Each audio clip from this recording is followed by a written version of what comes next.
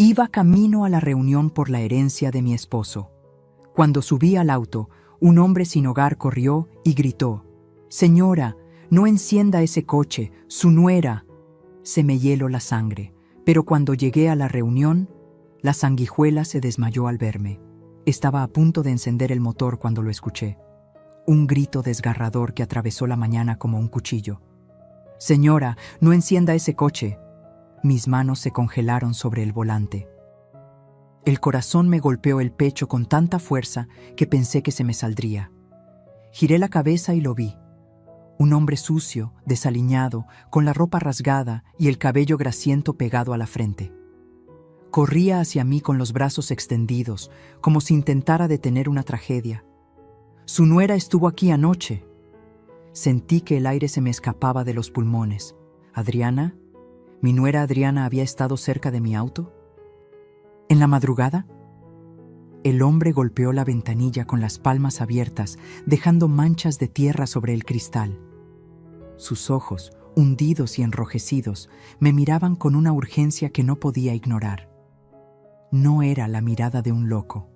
Era la mirada de alguien que había visto algo terrible. «No lo encienda, por favor. Vi lo que hizo». Bajé la ventanilla apenas unos centímetros, con la respiración entrecortada. ¿Qué viste?», susurré. Él retrocedió un paso, temblando. Ella y un hombre de traje. Abrieron el capó. Traían una bolsa pequeña. Yo estaba ahí, en la esquina. Nadie me ve, pero yo sí veo todo. Mis dedos soltaron las llaves. Cayeron sobre mi regazo con un ruido metálico que sonó demasiado fuerte en el silencio que siguió. Todo empezó a tener sentido de una manera horrible. Julián, mi esposo, había muerto hacía apenas 3 semanas. Un infarto fulminante, dijeron los médicos, pero yo sabía que algo no cuadraba. Julián era fuerte, cuidaba su salud. No bebía, no fumaba.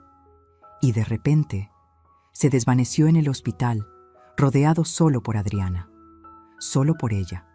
Y ahora este hombre, este desconocido que vivía en las sombras de la ciudad, me decía que mi nuera había tocado mi auto en plena noche. «¿Por qué me lo dices?», le pregunté, todavía con la voz rota. Él bajó la mirada. «Porque su esposo fue bueno conmigo una vez, me dio comida cuando todos me escupían. Y anoche lo soñé. Me dijo que la cuidara a usted». Se me llenaron los ojos de lágrimas. Julián, siempre tan noble, siempre tan generoso. Y ahora, incluso desde donde estuviera, intentaba protegerme. Salí del auto con las piernas temblando. El sol de la mañana me golpeó la cara, pero sentí frío. Un frío que venía desde adentro. Caminé hasta el frente del coche. Abrí el capó con manos torpes y lo que vi me quitó el aliento. Un cable estaba cortado, no roto, cortado, con precisión.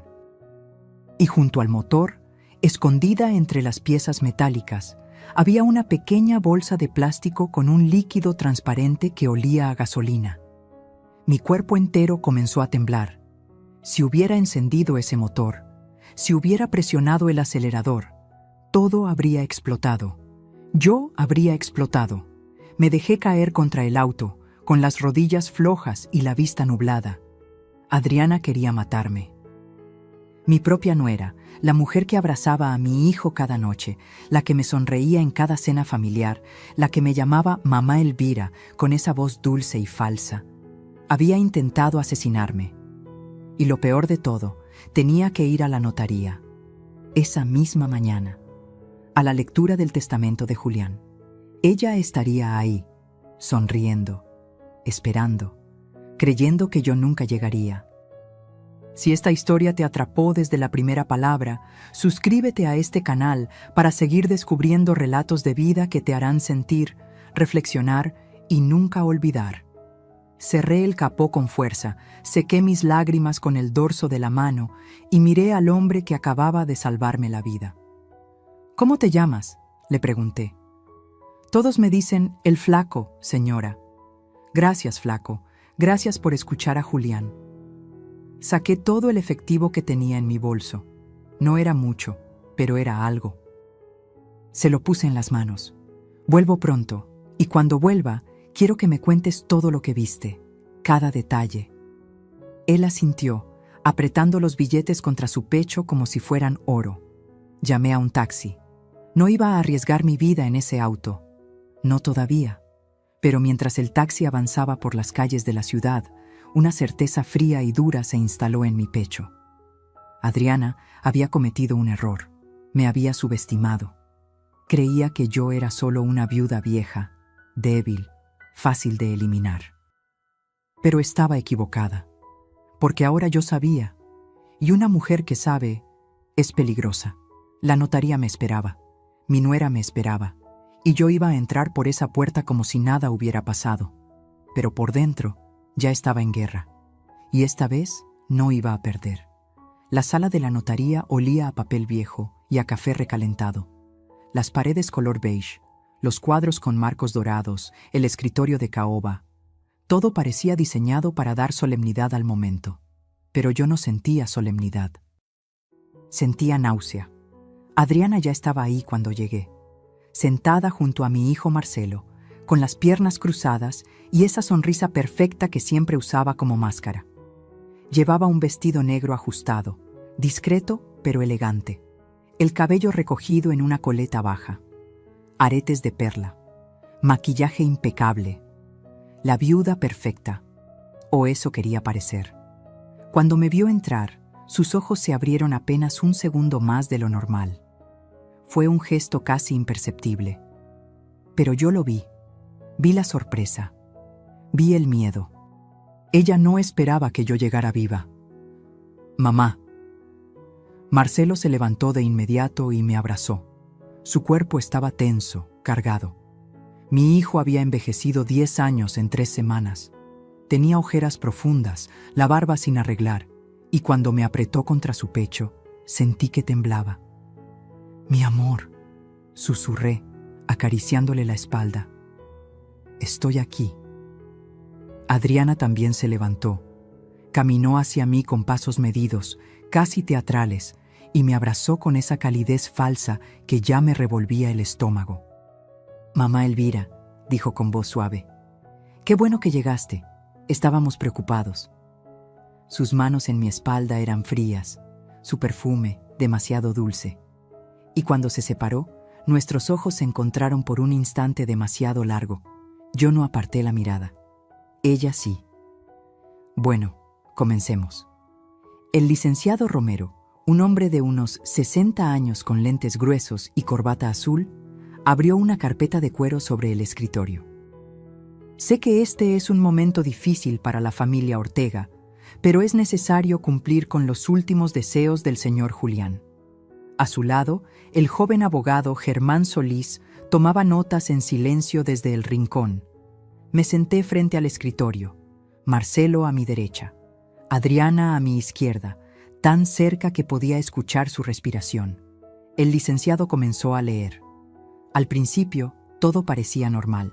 La casa principal quedaba a mi nombre. Las cuentas bancarias personales, también. Algunos terrenos en Puebla serían repartidos entre Marcelo y su hermana Sofía, que vivía en Monterrey y no pudo venir. Pero entonces llegó la parte que me hizo sentir como si el piso se abriera bajo mis pies. Y conforme a la disposición testamentaria modificada el 12 de agosto del año pasado. El licenciado hizo una pausa y me miró por encima de sus lentes. Sí.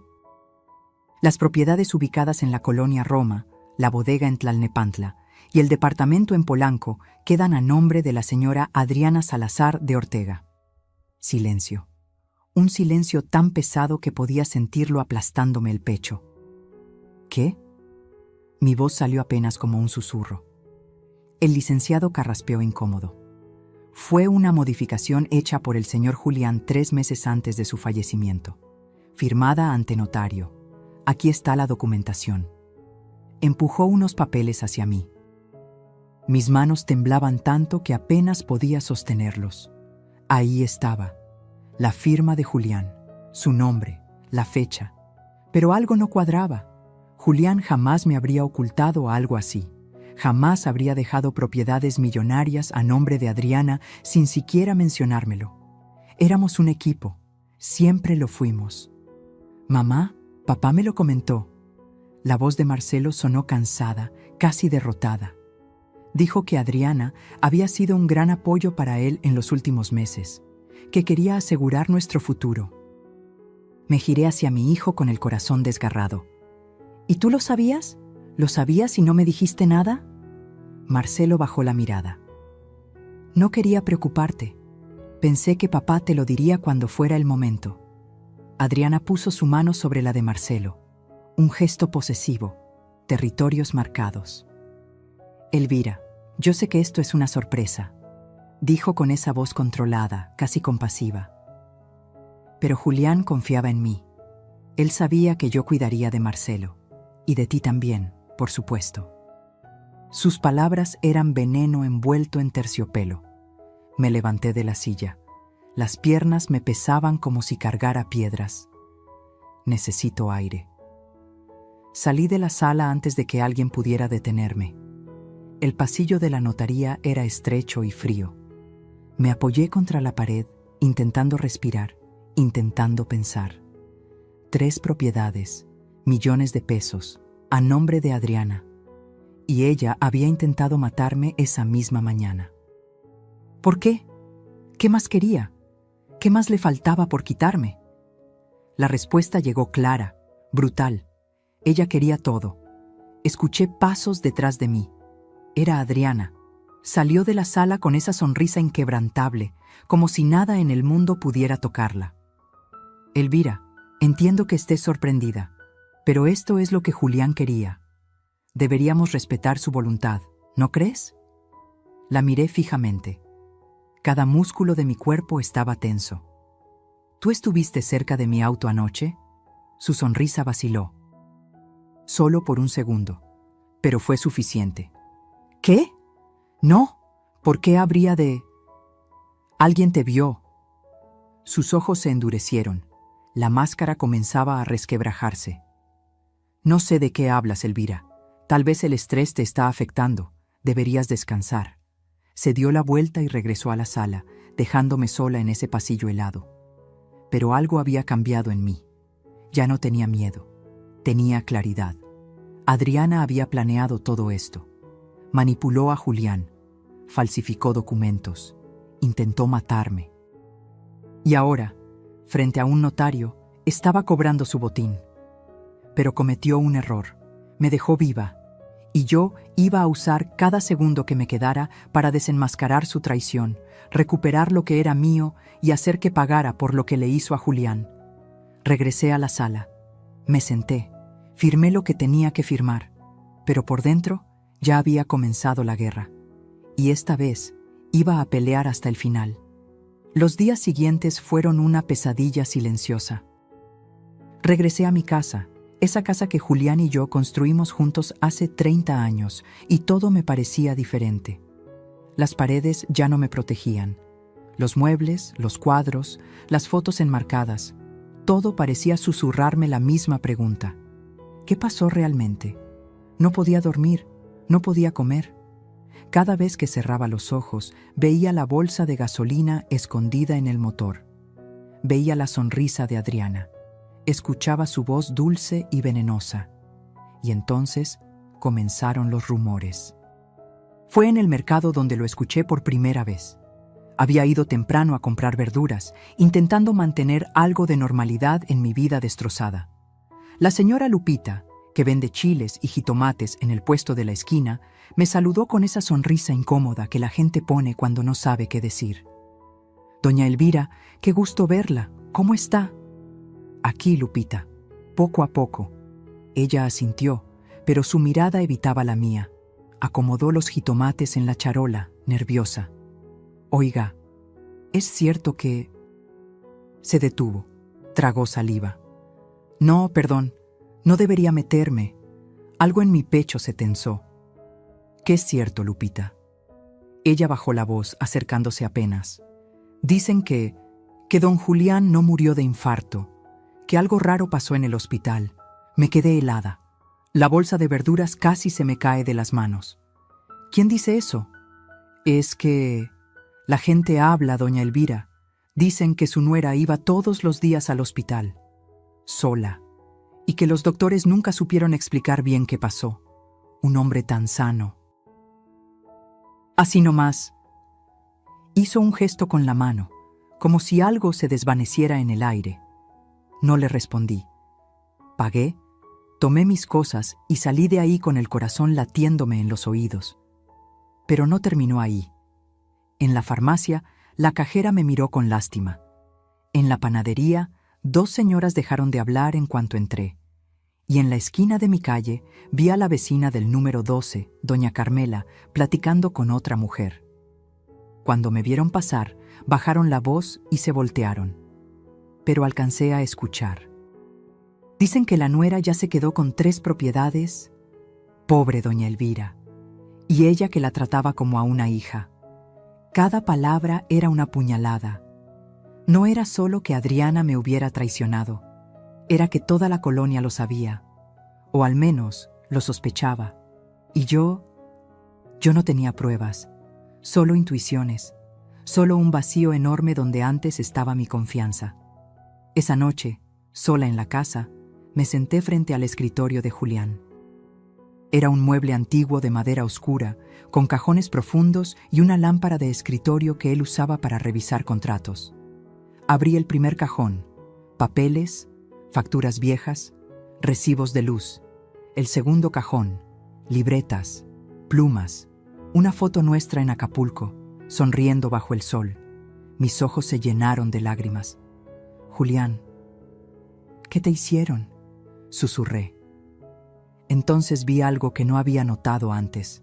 En el tercer cajón, hasta el fondo, había una carpeta manila. Estaba escondida debajo de unos planos arquitectónicos viejos. La saqué con manos temblorosas. Adentro había estados de cuenta bancarios, pero no eran los que yo conocía.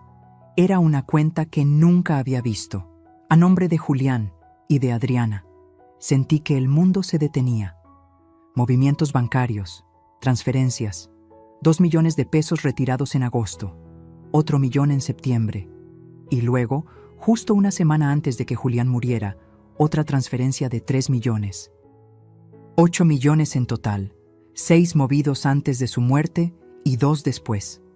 Sin mi conocimiento, busqué las fechas, las comparé con mi calendario. Todas esas transferencias se hicieron en días en que yo estaba fuera, visitando a mi hermana en Querétaro, en un retiro espiritual en Tepoztlán. Adriana había esperado el momento perfecto. ¿Y Julián? ¿Julián lo sabía? ¿O ella lo había engañado a él también? Mis manos temblaban tanto que los papeles se arrugaban entre mis dedos. Entonces sonó el teléfono. Era un número desconocido. Dudé, pero contesté. ¿Señora Elvira Montes? Sí, ¿quién habla? Soy el doctor Vargas. Trabajé en el Hospital San Rafael cuando su esposo estuvo internado. Mi respiración se cortó. ¿Qué necesita, doctor?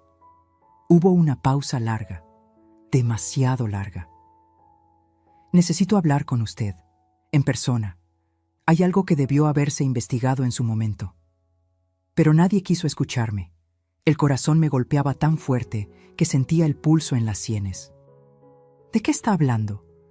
De las últimas horas de su esposo, de lo que encontramos en su sangre y de quién estuvo con él cuando todo pasó. Cerré los ojos. Las lágrimas corrieron libres, calientes, furiosas. Dígame dónde y cuándo. Mañana, a las 3 de la tarde, en la cafetería frente al hospital. Venga sola. Colgó. Me quedé ahí, sentada en el escritorio de Julián, con los estados de cuenta esparcidos frente a mí y el teléfono todavía en la mano. Los rumores eran ciertos. Algo horrible había pasado, y todos lo sabían, pero nadie se atrevía a decirlo en voz alta. Menos yo, porque yo ya no iba a callar. Mañana me enteraría de la verdad, de toda la verdad. Y si Adriana había matado a mi esposo, si había envenenado sus últimos días de vida para robarme todo, entonces ella también tendría que pagar. No importaba cuánto tiempo me tomara, no importaba cuánto me doliera. Julián merecía justicia, y yo iba a dársela. Esa noche no pude dormir. Me quedé despierta en la cama, mirando el techo, recordando, intentando encontrar el momento exacto en que todo comenzó a desmoronarse. El momento en que Adriana dejó de ser la nuera cariñosa y se convirtió en esto. Y entonces lo vi claro. Fue hace 4 años. Marcelo llegó a casa un domingo con ella, colgada de su brazo, sonriendo como si hubiera ganado la lotería. Tenía 28 años entonces. Él, 32. Mamá, papá, quiero presentarles a alguien muy especial. Adriana entró a nuestra sala con pasos seguros, casi ensayados. Llevaba un vestido blanco con flores pequeñas, el cabello suelto cayendo en ondas perfectas sobre sus hombros. Tacones bajos, maquillaje natural, todo calculado para parecer inocente. Mucho gusto, señora Elvira. Me extendió la mano con una sonrisa cálida. Marcelo me ha hablado tanto de usted. Julián quedó encantado desde el primer momento. ¡Qué muchacha tan educada!, me dijo después cuando ellos se fueron. Y se nota que quiere a nuestro hijo. Yo no dije nada, pero algo en mi estómago no estaba tranquilo. Tal vez fue la forma en que sus ojos recorrieron la casa cuando entró, no con curiosidad, con evaluación, como si estuviera midiendo cada mueble, cada cuadro, cada centímetro de nuestra vida. Tal vez fue la manera en que tocó el jarrón de porcelana de la entrada y preguntó, con esa voz dulce, ¿esto es antiguo? Debe valer una fortuna. O tal vez fue simplemente instinto de madre.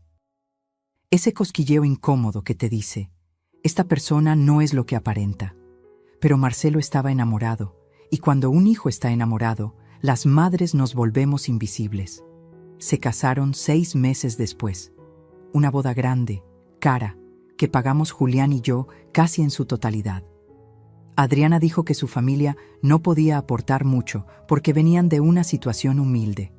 Nosotros, por supuesto, entendimos, o eso creímos. Después de la boda, las cosas cambiaron poco a poco. Tan despacio que casi no lo notas. Como cuando una planta se marchita, no muere de golpe, se va apagando hoja por hoja. Primero fueron las cenas familiares. Adriana siempre tenía una excusa para llegar tarde o irse temprano. Tengo trabajo, me duele la cabeza. Marcelo y yo tenemos planes. Luego empezó a opinar sobre todo. Suegra, ¿no cree que esta sala necesita una renovación? Se ve un poco anticuada. Julián, he visto unas propiedades increíbles en Polanco. Deberían invertir antes de que suban más de precio. Marcelo me contó que tienen terrenos en Puebla. ¿No sería mejor venderlos y poner ese dinero a trabajar? Siempre hablaba de dinero, de inversiones, de propiedades. Y Julián, que era un hombre noble pero confiado, empezó a escucharla. Es inteligente, Elvira, me decía. Tiene visión para los negocios. Yo intenté advertirle, más de una vez. Julián, esa muchacha solo habla de dinero. ¿No te parece extraño? Él se reía. Estás exagerando, mi amor. Solo quiere ayudar. Pero yo no exageraba. Recuerdo el día en que encontré una tarjeta de crédito en el bolsillo de la chamarra de Julián. Una tarjeta que no reconocí. La revisé. Estaba a nombre de él, pero Adriana era la usuaria adicional. Gastos, cientos de miles de pesos en ropa, restaurantes, viajes, todo pagado por mi esposo. Cuando lo confronté, Julián se puso incómodo. Le presté la tarjeta un par de veces, para emergencias. ¿Emergencias? Le mostré el estado de cuenta. ¿Un bolso de 50,000 pesos es una emergencia?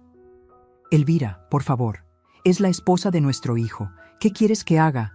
¿Que le diga que no? Esa fue la primera vez que peleamos por ella, y no fue la última.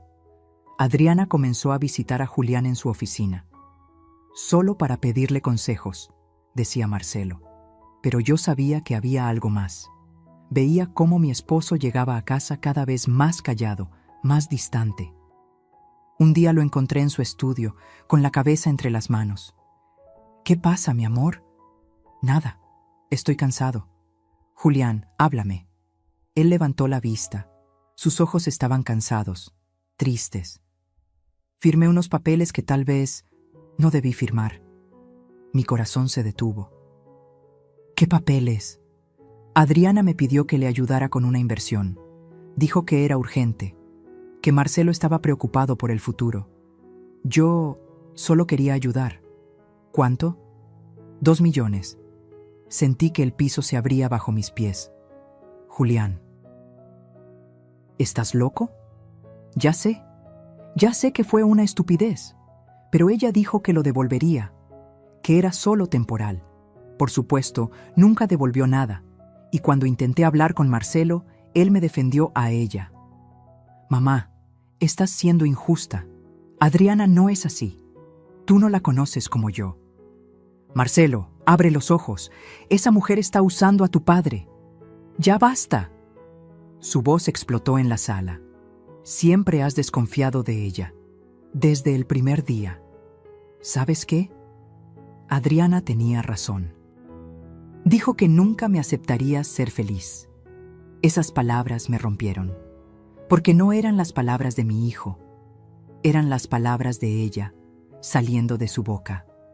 Adriana lo había envenenado, no con sustancias, con ideas, con mentiras, con esa habilidad terrible que tienen algunas personas para hacerte dudar de tu propia realidad. Y mientras yo perdía a mi hijo, Julián se enfermaba.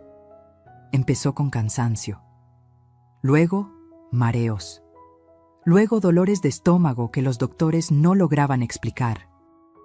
¿Es estrés?, decían. Descanse más. Pero yo sabía que no era estrés, porque cada vez que Adriana lo visitaba, Julián empeoraba. Hasta que un día, en el hospital, mientras yo estaba en Querétaro visitando a mi hermana enferma, Julián tuvo un paro cardíaco fulminante, y la única persona que estaba con él en ese momento era Adriana. Ahora, sentada en mi cama, con las sábanas frías y la casa en silencio, entendí todo. Adriana no había entrado a esta familia por amor. Había entrado a destruirnos. Y lo peor de todo, lo había logrado. Pero todavía quedaba una cosa que no pudo quitarme: mi voluntad de pelear. Mañana me reuniría con el doctor Vargas. Mañana sabría la verdad sobre lo que pasó en ese hospital. Y cuando tuviera las respuestas, Adriana descubriría que subestimó a la mujer equivocada. Porque una madre puede perdonar muchas cosas, pero nunca perdonará a quien le arrebató al amor de su vida.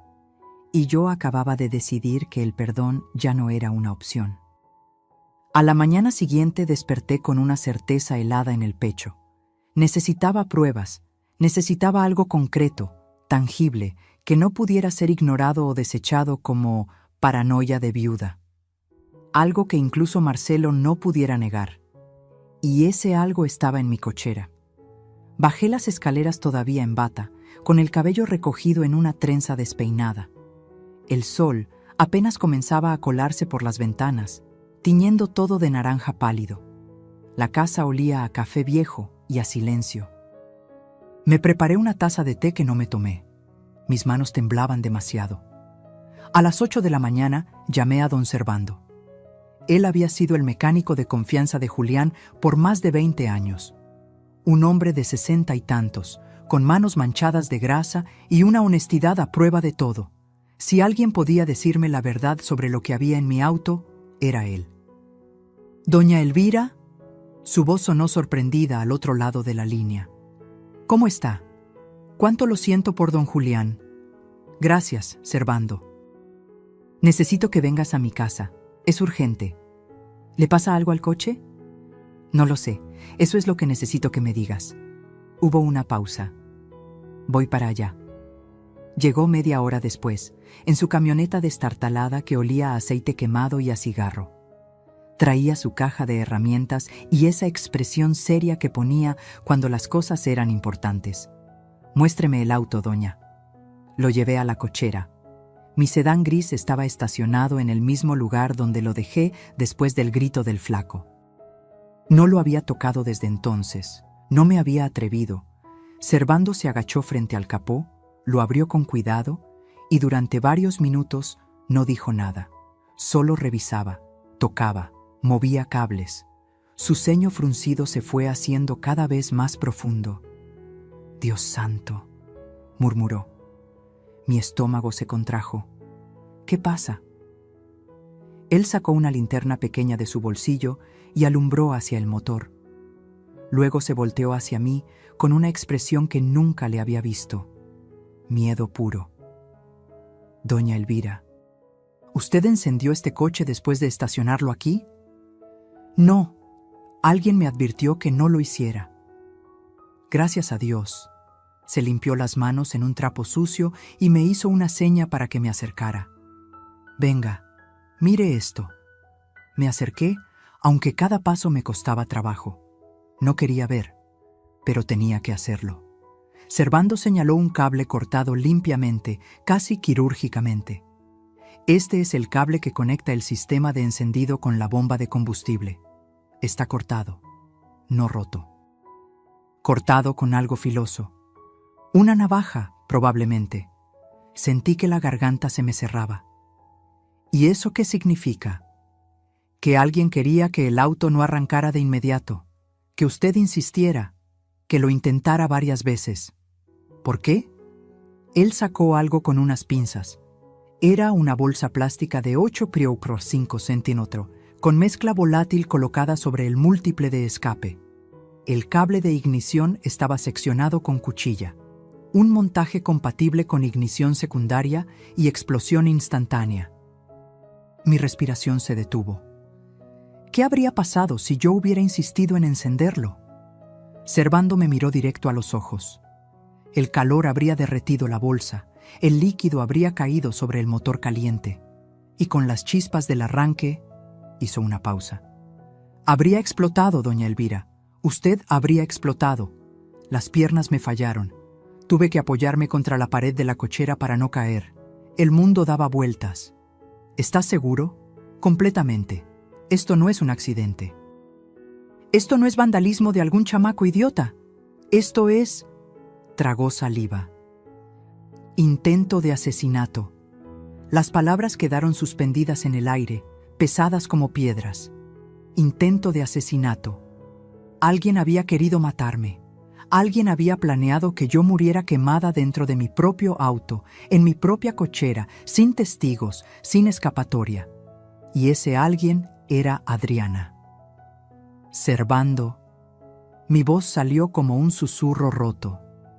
Necesito que documentes todo esto, fotos, videos, lo que sea necesario. Ya lo estaba pensando. Sacó su celular. Voy a grabar todo.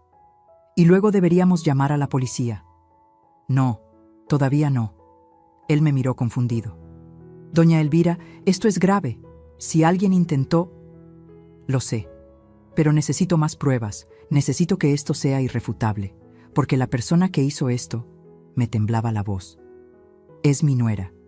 Y si voy a acusarla, necesito que no haya ninguna duda. Ninguna. Servando cerró el capó con cuidado, como si el auto fuera una bomba que todavía pudiera explotar. Su nuera, Adriana, asentí. Un hombre sin hogar la vio. La vio a ella y a otro hombre, aquí en la madrugada, manipulando el auto. Servando negó con la cabeza, incrédulo. Dios mío. Pero, ¿por qué? ¿Qué gana ella con...? Todo. Las lágrimas comenzaron a rodar por mis mejillas. Gana todo. La herencia, las propiedades, el control total sobre mi hijo. Si yo desaparezco, ella se queda con todo. Servando maldijo entre dientes. Guardó sus herramientas con movimientos bruscos, furioso. Esto no se va a quedar así, doña Elvira. No voy a permitir que le pase nada. No va a pasarme nada, dije limpiándome las lágrimas con el dorso de la mano, porque ahora sé lo que ella es capaz de hacer. Y ya no voy a darle otra oportunidad. Servando terminó de grabar todo. Me pasó los videos a mi celular. Cada cable cortado, cada ángulo de la bolsa derretida, cada centímetro de evidencia. ¿Qué van a hacer ahora?, me preguntó antes de irse. Voy a reunirme con alguien. Un doctor que trabajó con Julián en el hospital y después Después voy a armar un caso tan sólido que ni el mejor abogado del mundo pueda defenderla. Servando puso una mano sobre mi hombro. Don Julián estaría orgulloso de usted. Esas palabras me rompieron y me reconstruyeron al mismo tiempo. Cuando se fue, me quedé en la cochera, mirando ese auto que casi se convierte en mi ataúd. Y algo dentro de mí cambió para siempre. Ya no era solo dolor lo que sentía, era furia. Una furia fría, calculada, implacable. Adriana había intentado borrarme de este mundo. Había intentado convertirme en cenizas para quedarse con todo lo que Julián y yo construimos. Pero cometió un error fatal. Me subestimó. Creyó que una viuda de 68 años sería fácil de eliminar. Creyó que nadie me escucharía. Creyó que podía salirse con la suya. Pero estaba a punto de descubrir que la mujer más peligrosa del mundo es aquella que ya no tiene nada que perder. Y yo acababa de perderlo todo. Guardé los videos. Más adelante Rafael los presentaría a la policía. Ahora solo me quedaba una misión: hacer justicia. Y no pararía hasta verla pagar por cada lágrima, cada mentira, cada traición. El juego apenas comenzaba. Y esta vez, las reglas las pondría yo. Tenía 3 horas antes de mi reunión con el doctor Vargas. 3 horas que decidí usar para encontrar al flaco. Él era la única persona que había visto a Adriana esa noche. El único testigo de su crimen. Y necesitaba su testimonio completo, cada detalle, cada palabra que pudiera recordar. Porque si iba a enfrentarme a ella, necesitaba armas. Y los testigos son las mejores armas. Salí de mi casa con el sol ya alto en el cielo. Llevaba mi bolsa cruzada al hombro, dinero en efectivo, y una determinación que me quemaba por dentro como fuego. Lo busqué primero en la esquina donde lo había visto aquella mañana. No estaba. Pregunté a un vendedor ambulante de elotes. ¿Ha visto a un hombre flaco, con ropa sucia, que suele estar por aquí? El vendedor me miró con desconfianza. ¿Para qué lo busca? Me salvó la vida. Quiero agradecerle. Su expresión se suavizó. A veces lo veo por el mercado, o en el parque, cerca de las bancas del fondo. Ahí duermen varios. Le agradecí y caminé hacia el mercado. Mis piernas ya no eran tan fuertes como antes, pero la urgencia me daba fuerza. Pasé por los puestos de frutas, de carnes, de pan. El olor a tortillas recién hechas se mezclaba con el de las flores y el pescado. Y entonces lo vi. Estaba sentado en el suelo, recargado contra la pared trasera del mercado, con una bolsa de plástico a su lado. Tenía la cabeza gacha, los ojos cerrados. Por un momento pensé que dormía, pero cuando me acerqué, levantó la vista. Sus ojos me reconocieron al instante. «Señora», murmuró intentando levantarse. «No, no, quédate ahí». Me agaché frente a él, ignorando el dolor en mis rodillas. «Vine a buscarte». Él parpadeó, confundido. ¿A mí? Sí, necesito que me cuentes todo lo que viste esa noche, todo, sin omitir nada. El flaco tragó saliva. Sus manos temblaban. «Ya le dije, señora. Vi a su nuera y a un hombre. Pero necesito más. ¿A qué hora exactamente? ¿Cómo era ese hombre? ¿Qué más hicieron?» Él bajó la mirada, nervioso. «Yo no quiero problemas». Saqué mi cartera y puse 5 billetes de 500 pesos en su mano. Sus ojos se abrieron como platos. «No es por problemas. Es por justicia. Ese dinero es tuyo. Y habrá más si me ayudas a detenerla». Se quedó mirando los billetes como si no pudiera creer que fueran reales. Luego los guardó rápidamente en su bolsillo y respiró hondo. «Está bien, le cuento todo. Adelante». Fue como a las 2 de la mañana. Yo estaba ahí, en la esquina de su calle. Siempre duermo ahí porque hay menos policías que me corran. Estaba medio dormido cuando escuché un carro que se estacionaba cerca de su casa. Me asomé. Era un auto negro, elegante. Bajaron 2 personas, una mujer y un hombre. ¿Cómo era el hombre? Alto. Vestía traje oscuro, cabello corto. No pude verle bien la cara porque llevaba gorra, pero caminaba como alguien acostumbrado a mandar. ¿Me entiende? con la espalda derecha, sin miedo. Asentí, absorbiendo cada palabra. ¿Y la mujer? Esa sí la reconocí. La he visto antes en su casa. Es su nuera. Llevaba pantalones negros y una chamarra con capucha, pero la vi bien cuando pasó bajo el farol. Era ella, seguro. ¿Qué hicieron? Se acercaron a su coche. El hombre abrió el capó. No sé cómo. Tal vez traía herramientas. Estuvieron ahí como 10 minutos. Ella alumbraba con el celular. Él metía las manos en el motor. Hablaban bajito, pero yo alcanzaba a escuchar un poco. ¿Qué decían? El flaco cerró los ojos concentrándose. Ella decía, ¿ya está? Y él respondió, sí, pero tienes que asegurarte de que lo intente encender varias veces. Si no, no funcionará. Y ella dijo, lo hará. Siempre es terca. Y luego se rieron. La sangre se me heló en las venas. Terca. Ella me conocía. Sabía que si mi auto no encendía a la primera, insistiría. 1, 2, 3 veces, hasta que explotara. ¿Algo más?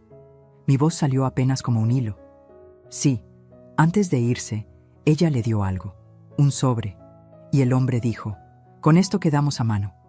Luego subieron al auto y se fueron. ¿Viste las placas? No, señora, estaba muy oscuro, pero el auto era un BMW, de esos nuevos, negro, con rines cromados. Abrí mi bolso y saqué mi celular.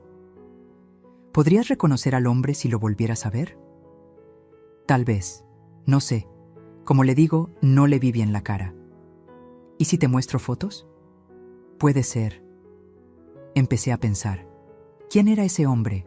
¿Un cómplice? ¿Un amante? ¿Alguien a quien Adriana le pagaba para hacer su trabajo sucio? Flaco, necesito que hagas algo por mí. Algo muy importante. Él me miró con esos ojos cansados pero atentos. Dígame. Quiero que vengas conmigo a un lugar seguro. Voy a pagarte un cuarto de hotel por unos días y necesito que escribas todo lo que me acabas de contar, con todos los detalles que recuerdes. ¿Puedes hacerlo? Yo no escribo muy bien, señora.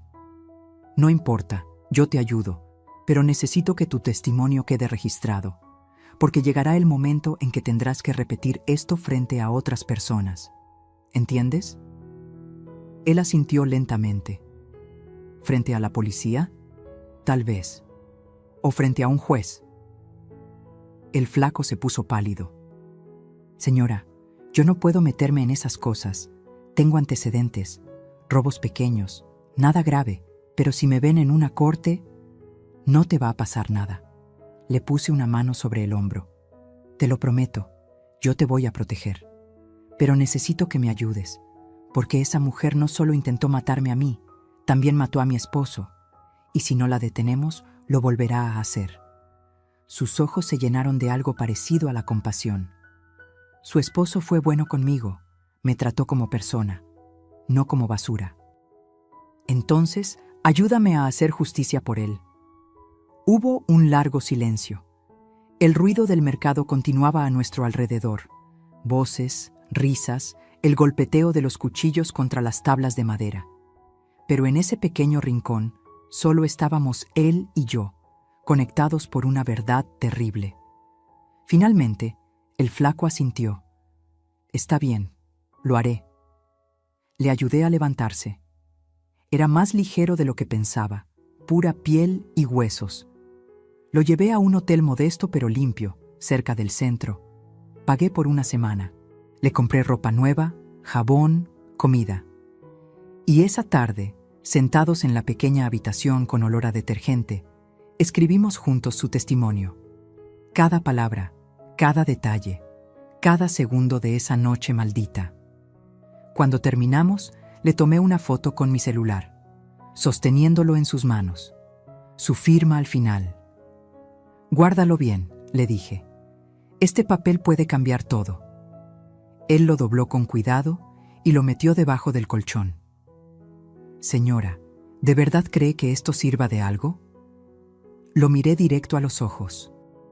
Flaco, tú eres la única persona en el mundo que vio lo que ella hizo.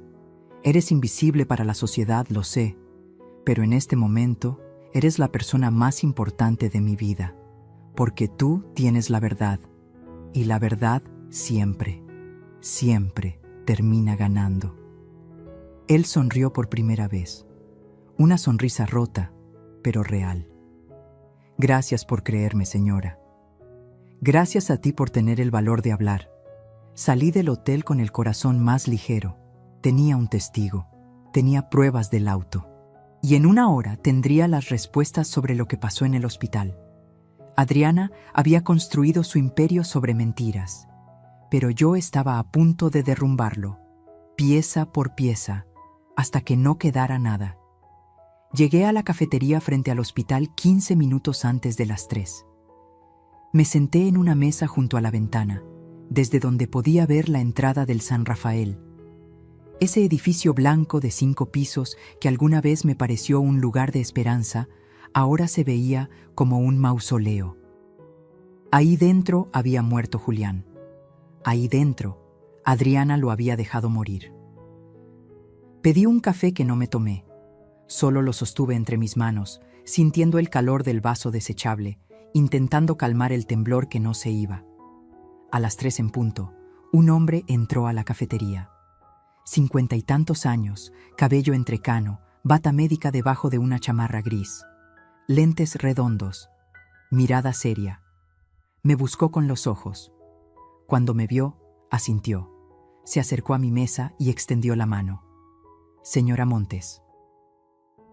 Soy el doctor Vargas. Gracias por venir. Se sentó frente a mí, pidió un café negro y durante un momento no dijo nada. Solo me miraba, evaluándome, como si intentara decidir si yo era lo suficientemente fuerte para escuchar lo que tenía que decir. Finalmente habló. No debería estar aquí. Lo que voy a contarle podría costarme mi trabajo, tal vez incluso mi licencia. Pero no puedo seguir callando. Mi corazón latió más rápido. Dígame la verdad, por favor. Él sacó una carpeta delgada de su mochila, la puso sobre la mesa y la abrió con cuidado. Dentro había hojas impresas, estudios médicos, gráficas. Su esposo llegó al hospital el 18 de septiembre. Se quejaba de mareos, dolor abdominal, náuseas. Pensamos que era gastritis aguda. Lo internamos para hidratarlo y hacerle estudios. Asentí. Todo eso ya lo sabía. Durante los primeros 2 días, su condición era estable, incómoda pero estable. Pero entonces, hizo una pausa. Empezó a empeorar, rápido, demasiado rápido. ¿Qué pasó? Sus signos vitales comenzaron a fallar. Taquicardia, presión arterial irregular, confusión mental. Y lo más extraño, sus análisis de sangre mostraban niveles elevados de potasio, muchísimo más altos de lo normal. ¿Y eso qué significa? Hiperpotasemia severa puede causar un paro cardíaco fulminante.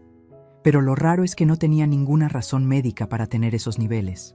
No era diabético, no tenía problemas renales. No estaba tomando medicamentos que lo justificaran. Sentí que algo frío me recorría la espalda. Estoy diciendo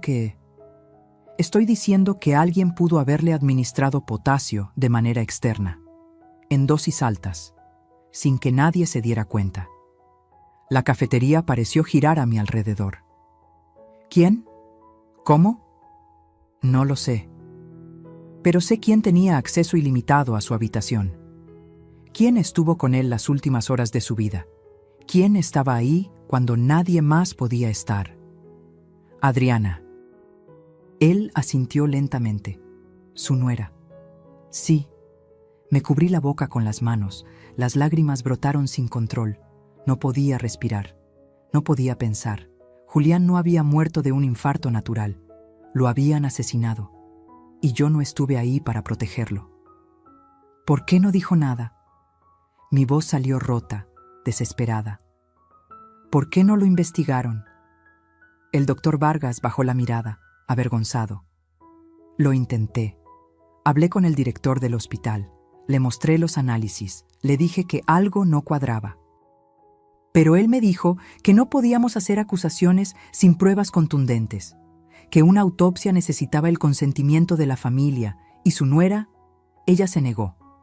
El abogado Solís aconsejó que la cremación sería lo más digno y sanitario. Marcelo firmó confiando en su palabra. ¿Qué? Dijo que no quería profanar el cuerpo de su suegro, que era una falta de respeto, que Julián habría querido descansar en paz. Y su hijo la apoyó. Cerré los ojos. Marcelo. Mi propio hijo había bloqueado la investigación sin saberlo. Entonces lo cremaron, susurré. Sí. Y con eso se perdió cualquier posibilidad de demostrar lo que pasó. Me quedé en silencio. El ruido de la cafetería se sentía lejano, irreal. Voces, tazas chocando, el vapor de las máquinas de café. Todo se sentía como un sueño del que no podía despertar. Doctor, ¿usted cree que ella lo hizo? Él me miró directo a los ojos. Sí, creo que su nuera envenenó a su esposo. No puedo probarlo. Pero en 25 años de carrera, he visto muchas muertes. Y esta no fue natural. Las lágrimas rodaron libres por mis mejillas. ¿Cómo lo hizo? Pudo ser con suplementos de potasio. Son fáciles de conseguir. Se venden sin receta. En dosis normales son inofensivos. Pero en dosis altas, mezclados en comida o bebida, son letales. Y lo peor, dejan muy poco rastro, especialmente si el cuerpo es cremado. Me sentí vacía, como si alguien me hubiera arrancado el alma. Él confiaba en ella, dije con voz temblorosa. Julián confiaba en todo el mundo. Era su mayor virtud y su perdición. Lo siento mucho, señora Montes. ¿Puedo quedarme con estos documentos? Él empujó la carpeta hacia mí. Son copias. Úselas como necesite. Si esto llega a un juicio, yo declararé. No me importa lo que me pase. Su esposo merece justicia. Le apreté la mano con fuerza. Gracias. No sabe cuánto significa esto para mí. Cuando el doctor Vargas se fue, me quedé sentada en esa cafetería durante casi 1 hora. No podía moverme. No podía llorar más. Solo estaba ahí, mirando por la ventana, viendo a la gente entrar y salir del hospital.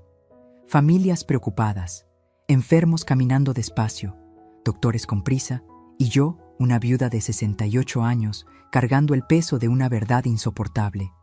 Julián había sido asesinado. Mi esposo, el amor de mi vida, el padre de mis hijos, había sido envenenado lentamente por la mujer en la que confiamos, la mujer que llamábamos familia. Y lo peor de todo, mi hijo seguía sin creerme. Marcelo me había dicho paranoica.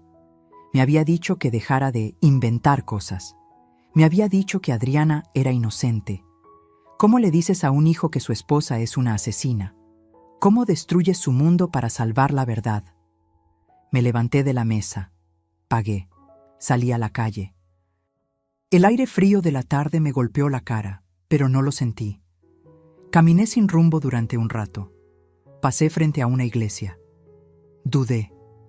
Hacía años que no entraba a una, pero algo me empujó adentro. El interior estaba casi vacío.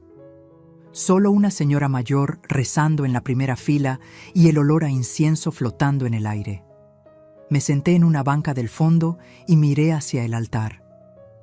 Julián, susurré. No pude protegerte. Perdóname. Las lágrimas volvieron, silenciosas, amargas. Pero te juro por lo que más quiero que ella va a pagar. Te lo juro. Aunque me cueste todo lo que me queda, ella va a pagar. Salí de la iglesia con los ojos hinchados, pero con algo nuevo en el pecho. Propósito. Ya no era solo dolor lo que sentía, era determinación. Adriana había destruido a mi familia, había matado a mi esposo, había intentado matarme a mí. Pero cometió un error fatal, me subestimó. Creyó que una mujer mayor, sola, sin poder, sería fácil de eliminar. Pero se equivocó. Porque el dolor puede romperte, o puede convertirte en algo más fuerte de lo que jamás imaginaste. Y yo acababa de decidir que mi dolor no me iba a destruir. Iba a ser mi arma. Y con esa arma iba a hacer justicia, aunque fuera lo último que hiciera en esta vida. Esa noche no dormí. Me quedé despierta en la mesa del comedor, rodeada de papeles, fotos, documentos bancarios, todo extendido como las piezas de un rompecabezas macabro. Y yo, en el centro, intentando armar la imagen completa de la traición. Pero sabía que no podía hacerlo sola. Necesitaba ayuda profesional, alguien que supiera moverse en las sombras, alguien que pudiera encontrar lo que yo no podía ver. Y conocía a la persona perfecta, Rafael Cedeño. Había sido socio de Julián hace más de 15 años, en los primeros proyectos de construcción. Un hombre brillante, meticuloso, con esa habilidad rara de ver lo que otros ignoran. Pero después de un problema legal que casi lo arruina, Rafael dejó el mundo de los negocios y se dedicó a otra cosa: investigación privada. Julián siempre decía que Rafael tenía olfato de sabueso, y yo necesitaba exactamente eso. Lo llamé a las 7 de la mañana. ¿Elvira? Su voz sonó sorprendida. ¿Cuánto tiempo? Lo siento mucho por Julián. Era un gran hombre. Gracias, Rafael. Necesito verte. Es urgente. Hubo una pausa. ¿Estás bien? No, pero voy a estarlo. ¿Puedes reunirte conmigo hoy? Dime dónde. 2 horas después estábamos sentados en un restaurante discreto en la Colonia Condesa. Rafael llegó con un portafolio de cuero gastado y esa mirada penetrante que siempre me había intimidado un poco. 52 años, cabello corto con canas en las sienes, barba de 3 días, traje oscuro sin corbata. Se sentó frente a mí y fue directo al grano. ¿Qué necesitas? Le conté todo, cada palabra, cada detalle, el grito del flaco, el cable cortado, la bolsa con gasolina, el testamento modificado, los rumores del pueblo, la reunión con el doctor Vargas, el envenenamiento, las transferencias bancarias. Rafael no me interrumpió ni una sola vez. Solo escuchaba, tomando notas en una libreta pequeña con una pluma negra. Sus ojos nunca dejaron de mirarme. Cuando terminé, cerró la libreta y exhaló lento. Esto es grave, Elvira, muy grave. Lo sé. Si lo que dices es cierto, tu nuera no solo es una ladrona, es una asesina. Por eso necesito pruebas, pruebas que un juez no pueda ignorar, pruebas que obliguen a mi hijo a abrir los ojos. Rafael se recargó en la silla, pensativo. ¿Cuánto dinero tienes disponible? Lo que sea necesario. Porque esto no va a ser barato. Vamos a necesitar rastrear cuentas bancarias, conseguir registros telefónicos, investigar su pasado, tal vez contratar vigilancia. Y todo tiene que hacerse con discreción absoluta. Si ella se entera de que la estás investigando, lo sé. Podría desaparecer, o peor, intentar matarme de nuevo. Exacto. Saqué un cheque que había preparado esa mañana. 50,000 pesos. Lo puse sobre la mesa. Esto es solo el adelanto. Rafael miró el cheque, luego me miró a mí. ¿Estás segura de que quieres hacer esto? Porque una vez que abramos esta caja, no hay vuelta atrás. Lo que encontremos puede cambiar tu vida para siempre. Mi vida ya cambió, Rafael. Ya perdí a mi esposo. Ya perdí la confianza de mi hijo. Ya casi pierdo mi propia vida. No tengo nada más que perder, excepto mi dignidad, y esa no pienso regalársela. Él sonrió apenas, una sonrisa triste pero respetuosa. Julián tenía razón sobre ti, siempre decía que eras la más fuerte de los dos. Tomó el cheque y lo guardó. Está bien, acepto el caso, pero vamos a hacer esto a mi manera, sin emociones, solo hechos, solo evidencia sólida. ¿De acuerdo? De acuerdo. Durante los siguientes 10 días, Rafael trabajó en silencio. Yo seguí con mi vida normal. O al menos, aparentándolo. Iba al mercado, visitaba a mi hermana, atendía el jardín, sonreía cuando era necesario. Pero por dentro, cada segundo era una tortura de espera. Rafael me llamaba cada 2 días para actualizarme. Primera llamada. Encontré algo interesante. Adriana no se llama realmente Adriana Salazar. Cambió su nombre hace 8 años. Su nombre original era Adriana Méndez Ruiz y tiene antecedentes. ¿Qué tipo de antecedentes? Fraude menor. Hace 10 años fue acusada de estafar a un hombre mayor en Guadalajara. El caso se cerró porque el hombre murió antes del juicio. La sangre se me heló. ¿Murió? Infarto. Al menos, eso dice el certificado de defunción, pero las coincidencias empiezan a ser demasiadas, ¿no crees? Segunda llamada. Las transferencias que encontraste no son las únicas, hay más, muchas más.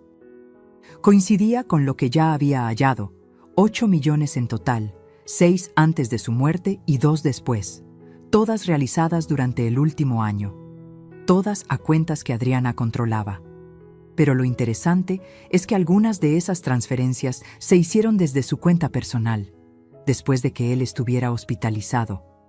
Eso es imposible. Él estaba inconsciente. Exacto, lo que significa que alguien tenía acceso a sus contraseñas bancarias, y solo hay una persona que pudo tenerlas. Tercera llamada. Contraté vigilancia. Adriana se ha reunido 3 veces en la última semana con un hombre, mismo tipo que describe tu testigo. Alto, traje oscuro, BMW en negro. Conseguí fotos, te las mando. Minutos después, las fotos llegaron a mi celular. Y lo que vi me dejó sin aliento. El hombre del traje era Germán Solís, abogado corporativo, especialista en herencias y testamentos, y el mismo abogado que estuvo presente el día de la lectura del testamento en la notaría. Todo empezó a encajar. Germán había ayudado a Adriana a falsificar los documentos, a cambiar el testamento, a mover el dinero, y probablemente él fue quien cortó el cable de mi auto aquella noche. No era solo una conspiradora, era una red completa. Cuarta llamada, la más importante. Elvira, necesito que vengas a mi oficina. Ahora, encontré algo que tienes que ver. Llegué en menos de media hora. Rafael me esperaba con la computadora encendida. En la pantalla había documentos escaneados. Mira esto. Amplió la imagen. Es el testamento modificado, el que se leyó en la notaría. Sí, ya lo vi. Ahora mira esto. Abrió otro documento. Esta es la firma de Julián en contratos antiguos. Fíjate en la inclinación de la J, en la forma de la O, en el espacio entre las letras. Lo vi. Ahora mira la firma en el testamento modificado. La comparación era evidente. No era la misma firma. Era buena, muy buena, casi perfecta, pero no era idéntica. Es falsa, susurré. Correcto. Julián nunca firmó ese testamento. Alguien lo hizo por él, y ese alguien es muy profesional. Probablemente Germán. Los abogados saben copiar firmas. Es parte de su entrenamiento forense. Sentí que las piernas me temblaban. Esto es suficiente, ¿verdad? Con esto podemos ir a la policía. Rafael negó con la cabeza. Es un buen inicio, pero no es suficiente para un arresto. Necesitamos más. Necesitamos una confesión, o al menos algo que los ate directamente al crimen. ¿Y cómo conseguimos eso? Él me miró con esa intensidad que me daba escalofríos. Tendiéndoles una trampa. Mi corazón latió más rápido. ¿Qué tipo de trampa? Una que ellos no puedan rechazar. Una donde se sientan seguros, donde bajen la guardia y donde cada palabra que digan quede grabada. Sonreí por primera vez en días. Dime qué tengo que hacer. Y así comenzó la fase final de mi venganza. Ya no era solo una viuda buscando respuestas. Era una mujer armada con pruebas, con testigos, con un plan. Y Adriana estaba a punto de descubrir que el peor error que puedes cometer en la vida es subestimar a alguien que ya no tiene nada que perder. Porque cuando una mujer decide pelear por su verdad, no hay mentira lo suficientemente fuerte para detenerla. Y yo apenas estaba comenzando. El plan era simple pero peligroso. Rafael lo diseñó con precisión quirúrgica. Cada detalle, cada movimiento, cada palabra que yo tendría que decir. Tienes que hacerla sentir que ganó, me explicó en su oficina. Que ya no eres una amenaza, que te rendiste. Solo así bajará la guardia. ¿Y cómo hago eso? Llamándola, invitándola a cenar, diciéndole que quieres hacer las paces, que estás cansada de pelear, que quieres firmar la repartición de bienes en paz y seguir adelante con tu vida. La sola idea de fingir amabilidad con ella me revolvía el estómago. No sé si pueda. Rafael puso una mano sobre mi hombro.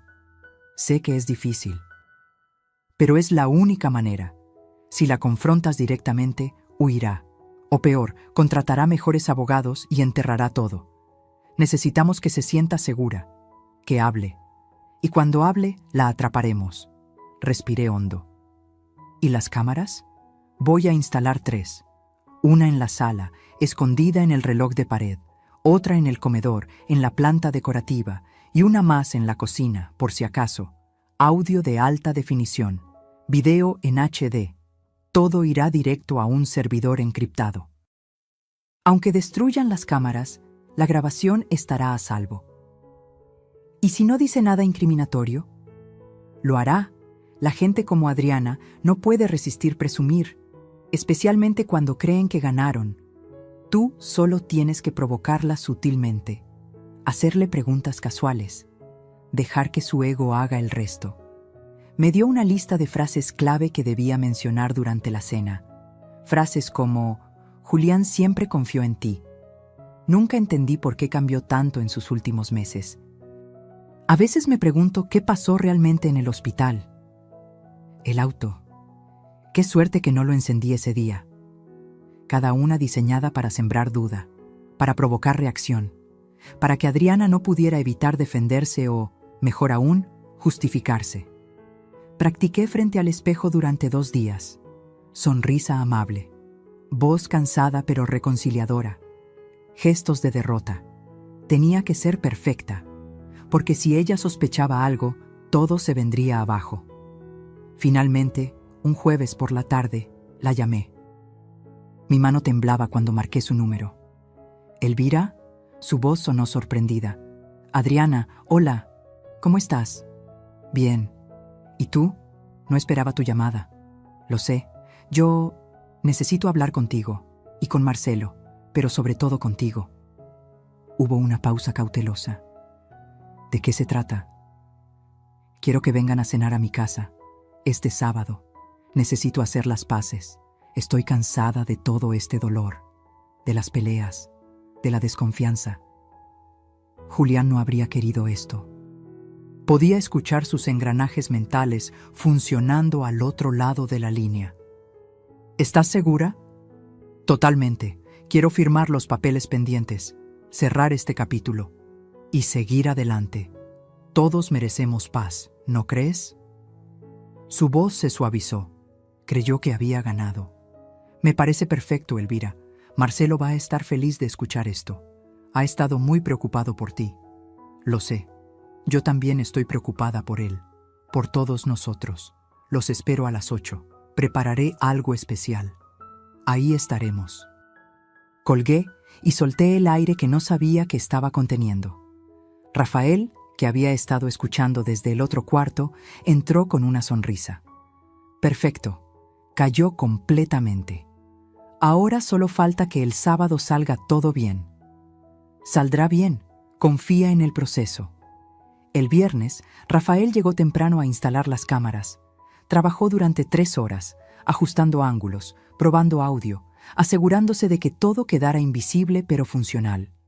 Cuando terminó, me mostró cómo se veía desde su laptop. La sala, el comedor, la cocina, todo en pantalla dividida, imagen nítida, audio claro.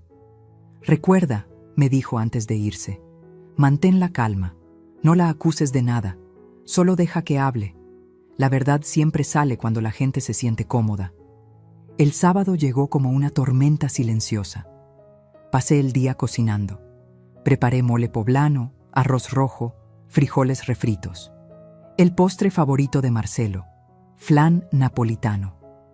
Puse la mesa con el mantel bordado que usábamos en ocasiones especiales. Velas, flores frescas, Todo tenía que parecer auténtico. A las 8 en punto sonó el timbre. Abrí la puerta con una sonrisa que me dolía en el alma. Marcelo entró primero. Se veía cansado pero esperanzado. Me abrazó fuerte. Gracias por esto, mamá. Gracias a ti por venir, mi amor. Adriana entró detrás de él, elegante como siempre. Vestido negro ajustado, tacones, cabello perfecto. Esa sonrisa que ahora reconocía como pura falsedad. Elvira, qué linda te ves, y huele delicioso. Gracias, hija. Pasen. Siéntense. Nos sentamos a la mesa. Serví la comida. Hablamos de cosas triviales al principio. El clima, el tráfico, las noticias. Marcelo parecía relajado, feliz de vernos juntas sin pelear. Adriana, en cambio, me observaba, todavía cautelosa, todavía evaluando. Entonces, mientras servía más vino, solté la primera frase clave. Sabes, Adriana, a pesar de todo, sé que Julián confiaba mucho en ti. Ella sonrió. Él era un hombre maravilloso, muy generoso. Lo era, a veces demasiado. Hice una pausa. Nunca entendí por qué cambió tanto en sus últimos meses. Se volvió tan distante. Adriana tomó un sorbo de vino, pensativa. Creo que estaba cansado. El trabajo, el estrés. Ya sabes cómo es esto de los negocios. Tal vez. Pero era extraño. Sobre todo cuando empezó a enfermarse. Los doctores nunca encontraron una explicación clara. La miré directamente a los ojos. Ella sostuvo mi mirada sin pestañear. A veces la vida es así, Elvira. Injusta, inexplicable. Supongo que sí. Me limpié la boca con la servilleta. Me alegra que estuvieras con él en el hospital. No habría soportado que muriera solo. Alguien tenía que estar ahí. Su voz tenía un tono casi orgulloso. Alguien que supiera cuidarlo bien. Marcelo interrumpió, incómodo. Mamá, tal vez no deberíamos hablar de esto ahora. Tienes razón, mi amor. Perdón. Sonreí.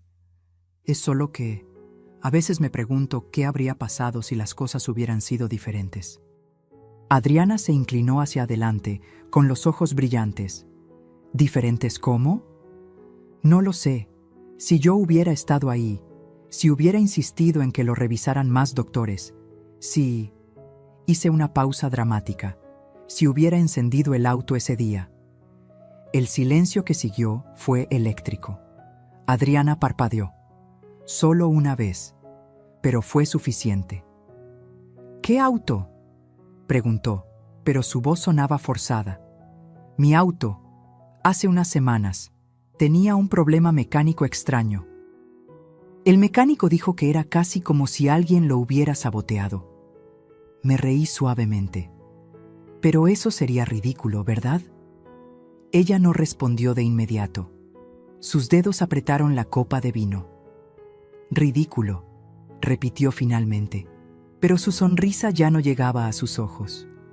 Y yo supe en ese momento que la tenía. Que cada palabra que saliera de su boca a partir de ahora quedaría grabada. Y que la trampa acababa de cerrarse. Solo faltaba esperar a que ella misma se ahorcara con su propia lengua. Porque la verdad siempre encuentra la manera de salir, especialmente cuando la empujas con las preguntas correctas. La cena continuó durante otra hora. Yo seguía con mi papel de viuda cansada y reconciliadora. Adriana, en cambio, comenzaba a mostrar grietas, pequeñas, casi imperceptibles, pero estaban ahí. Se tocaba el cuello nerviosamente. Bebía vino más rápido de lo normal. Miraba hacia la puerta cada tanto, como si quisiera escapar. Pero lo más importante, hablaba demasiado. Empezó a presumir, a justificarse, a explicar cosas que nadie le había preguntado. Julián me pidió que me encargara de sus cuentas, porque confiaba en mí, dijo mientras cortaba un pedazo de flan. Decía que yo tenía mejor cabeza para los números que Marcelo. Sin ofender, amor. Marcelo sonrió incómodo. No te ofendas, mamá, pero es verdad. Yo siempre fui terrible con las finanzas. Lo sé, mi cielo. Miré a Adriana. Y es admirable que Julián confiara tanto en ti. Aunque debo confesar que me sorprendió que moviera tanto dinero sin decirme nada. Ella dejó el tenedor sobre el plato. Eran inversiones, oportunidades que no podían esperar. Él entendía eso. Por supuesto, aunque... Hice una pausa, como si recordara algo. El banco me llamó hace unos días.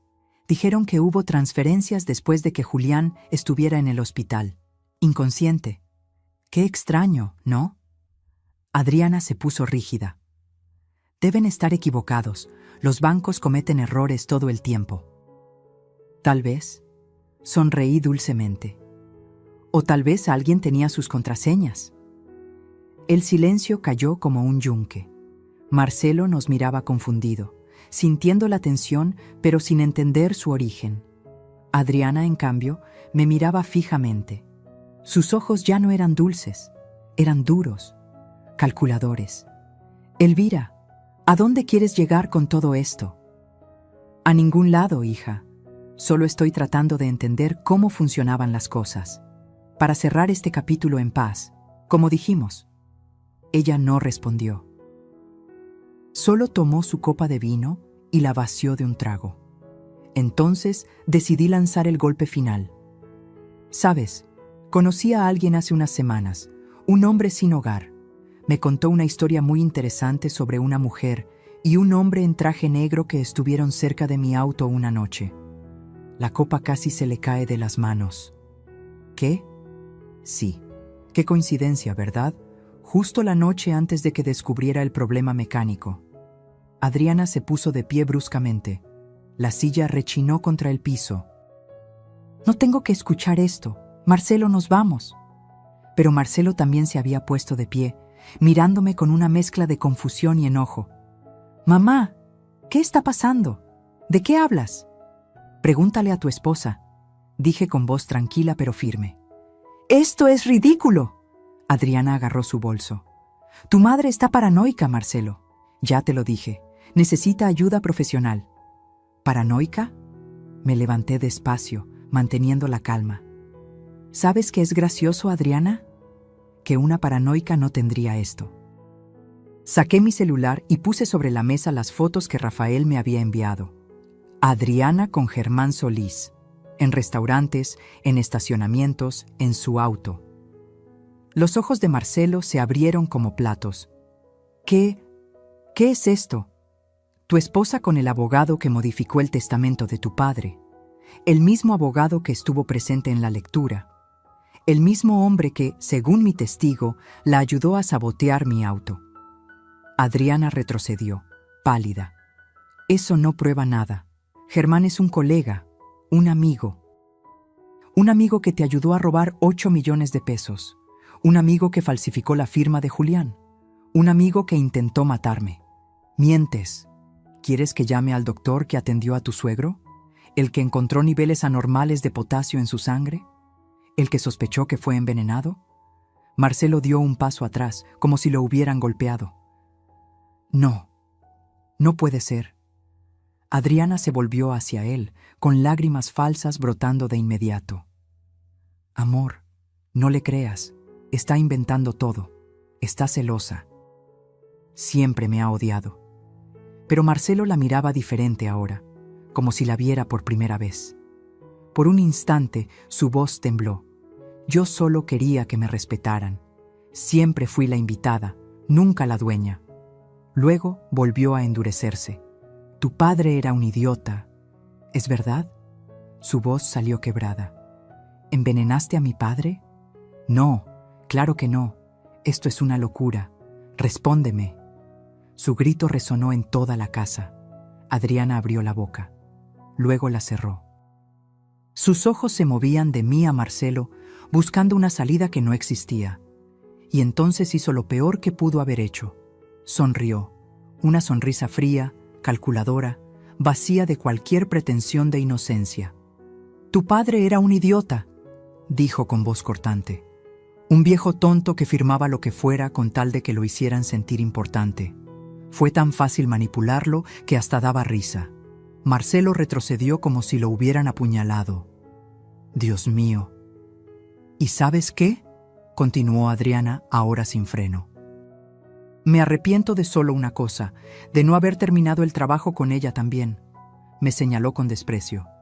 Pero no te preocupes, todavía hay tiempo. Sacó algo de su bolso, un cuchillo pequeño, plateado, filoso. Marcelo gritó. Adriana, no. Pero ella ya se había lanzado hacia mí. No tuve tiempo de pensar, solo de reaccionar. Me moví hacia un lado. El cuchillo pasó rozando mi brazo, rasgando la manga de mi blusa. Y entonces la puerta principal se abrió de golpe. Rafael entró corriendo, seguido de 2 policías uniformados. ¡Al suelo! ¡Suelte el arma!, gritó uno de ellos mientras apuntaban a Adriana. Rafael, sin perder la calma, mostró a los agentes que las cámaras transmitían todo en tiempo real al servidor seguro. Adriana se quedó paralizada. El cuchillo cayó de sus manos. Su rostro pasó del odio al pánico en un segundo. Los policías la sometieron, la esposaron. Mientras la arrastraban hacia la puerta, ella gritaba. «Esto es trampa. Ella me provocó. Me tendieron una trampa». Rafael se acercó a mí. «¿Estás bien?», asentí, todavía temblando. «Lo grabaste todo, ¿verdad?». «Cada palabra, cada movimiento. Está en el servidor, irrefutable». Marcelo estaba sentado en el suelo, con la cabeza entre las manos, sollozando como un niño. Me arrodillé junto a él y lo abracé. «Lo siento, hijo, lo siento tanto». Yo no sabía». Su voz era un susurro roto. «Mamá, perdóname. No te creí. Pensé que estabas...». «Shh.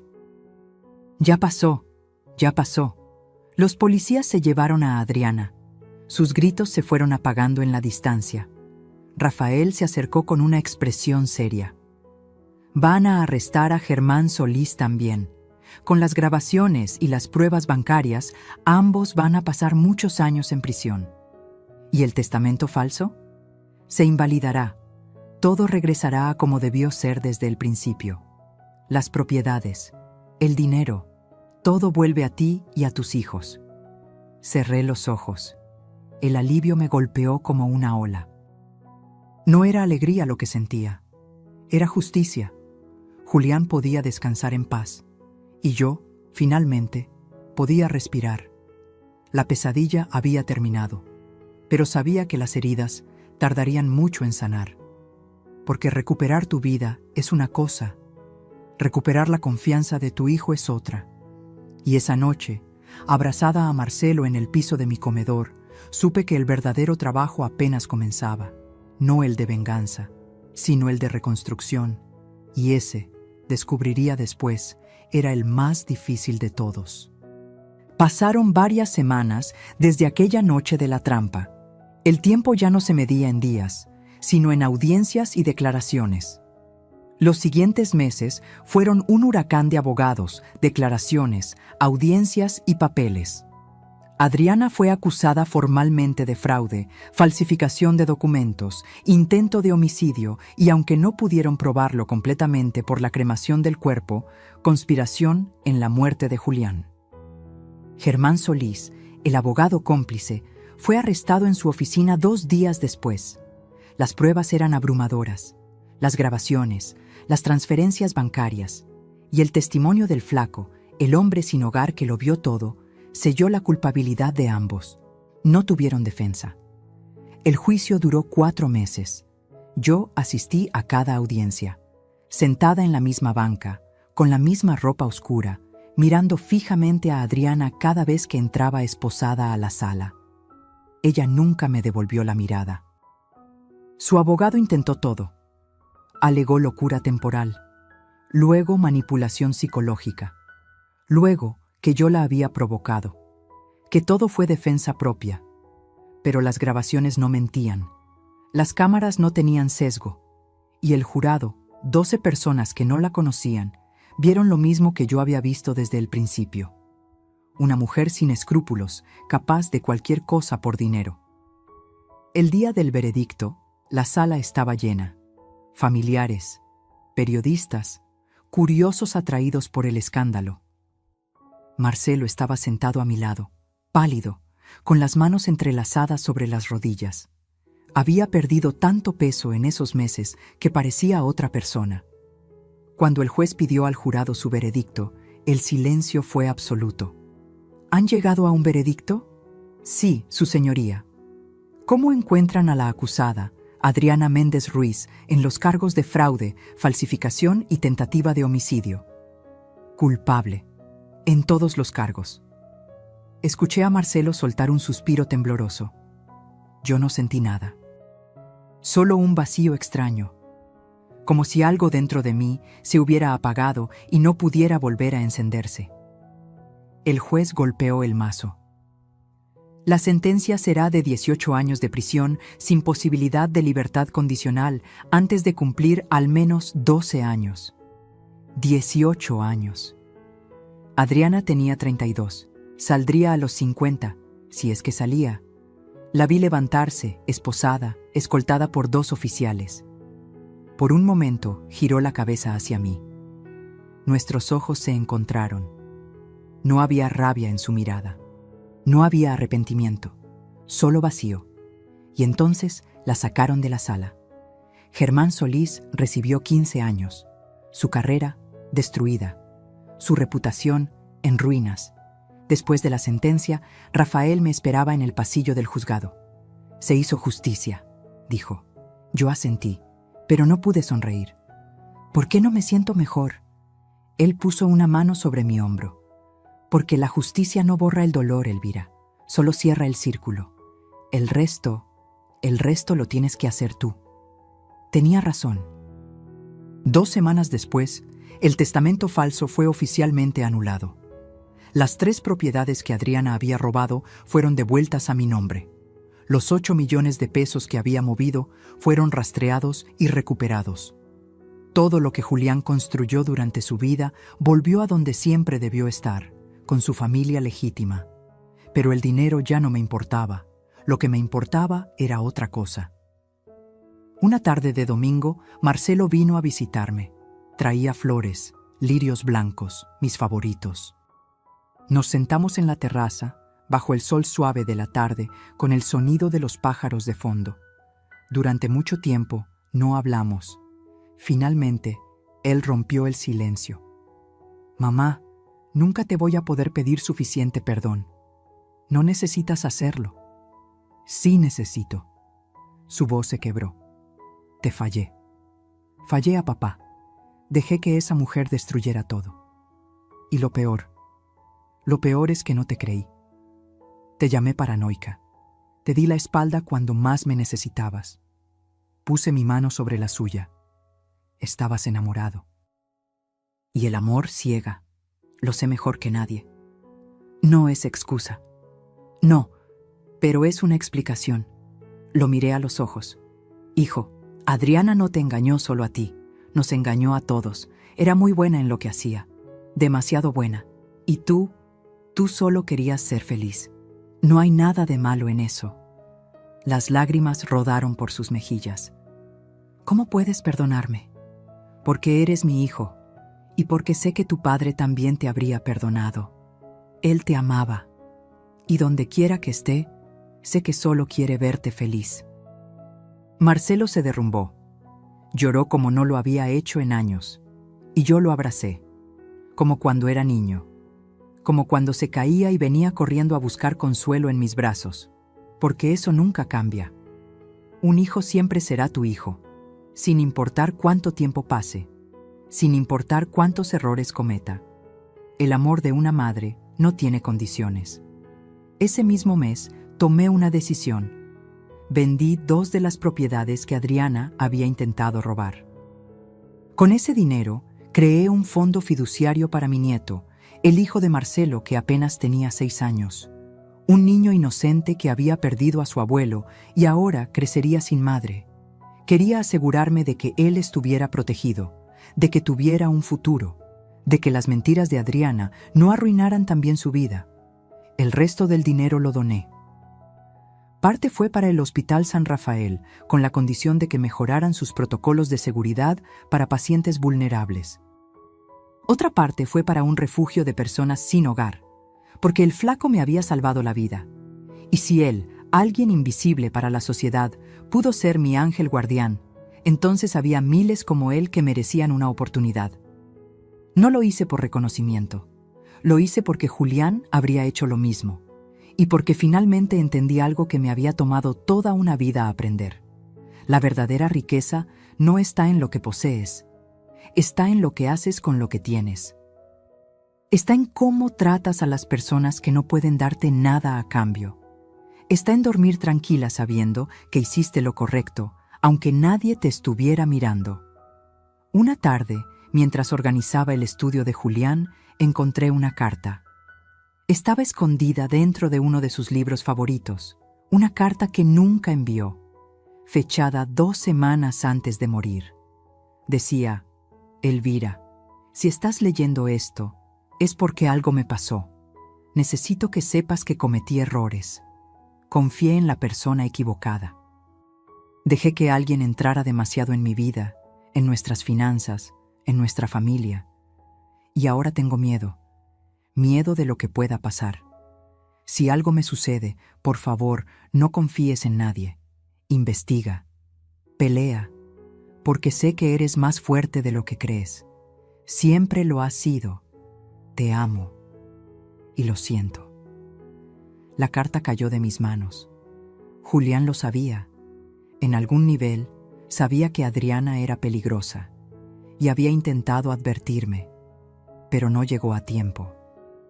Me senté en su silla, rodeada de sus libros, de su olor que todavía impregnaba el cuero del escritorio, y lloré, no de tristeza, sino de cierre, porque finalmente podía decirle: ya está, mi amor.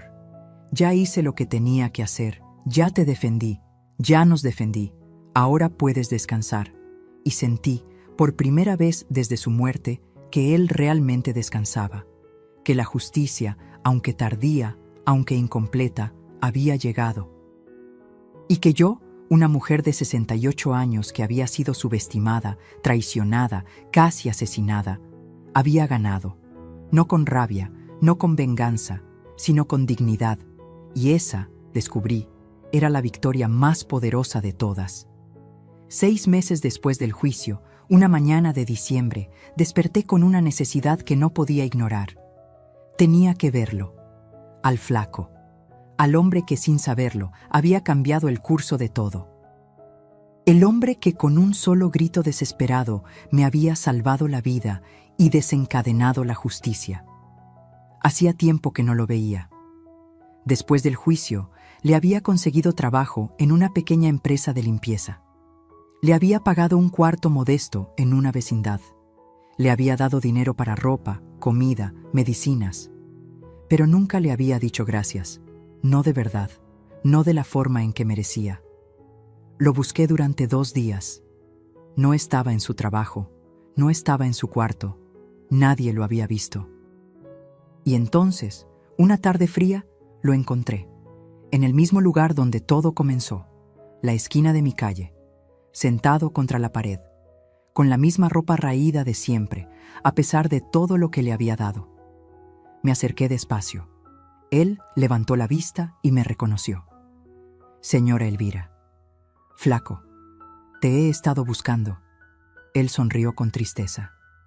Lo siento, es que no pude quedarme en el cuarto. No pude seguir en el trabajo. No encajo ahí. La calle es mi casa. Siempre lo ha sido. Me senté a su lado. Ignoré las miradas de la gente que pasaba. Ignoré el frío del concreto. Ignoré todo excepto a él. No vine a regañarte, vine a agradecerte. Él negó con la cabeza. No tiene nada que agradecer. Tengo todo que agradecer. Saqué un sobre de mi bolso. Sin ti, yo estaría muerta. Sin tu grito, sin tu valentía, Adriana se habría salido con la suya. Por eso quiero darte esto. Le extendí el sobre. Él lo abrió con manos temblorosas. Dentro había un cheque, 100,000 pesos. Sus ojos se llenaron de lágrimas. Señora, yo no puedo aceptar esto. Sí puedes, y lo harás, porque te lo ganaste. Haz lo que quieras con ese dinero. Viaja, descansa, o dónalo si quieres, Pero tómalo, porque es tuyo, porque salvaste una vida, y eso no tiene precio. Él apretó el cheque contra su pecho, sollozando en silencio.